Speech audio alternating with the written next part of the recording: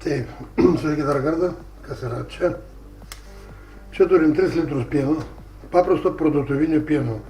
Nu, jis yra nenukreiptas čia, bet nesvarbu tiks bet koks. Ką mes darom? Tai visą pieną pilam į katilą.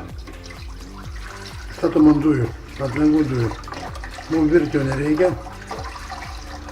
Mes jį užkaitinsim, kol atsiras plėvelė. Plėvelė pradės truputį burbuliuoti. Eis biški burbuliukai ir mums tiek užteks. Sakau, užvirti nereikia. Nu, mūsų pienas beveik įkaito. Čia gaunas tokia plėvelė.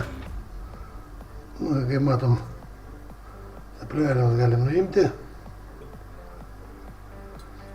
Ir jau taip pat matysis, kad kyla mažiukai burbuliukai. Jau tiek mums ir užteks taip pat.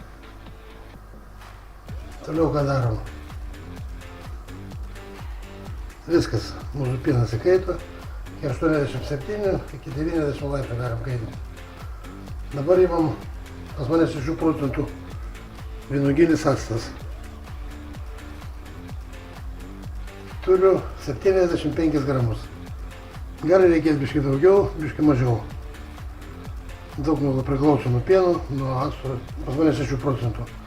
Nu ir viskas va. Supilam actą, druskos jokios nededam, nieko daugiau nededam. Ir viskas.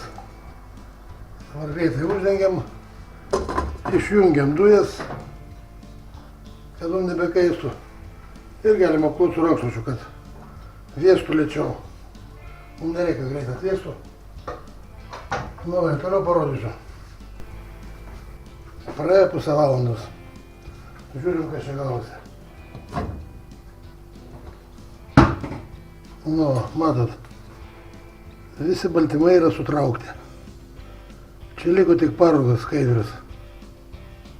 Kiti kepa duoną iš jos, mes pilsim lauk. O. Skaidrius. Visi baltymai yra sutraukti. Dabar darysim sekančią operaciją. Pilam į pasidėsim merlių tokį ir vėl mūsų varškę visą čia. Paskui mes darysim iš jos vieną labai skanų desertą.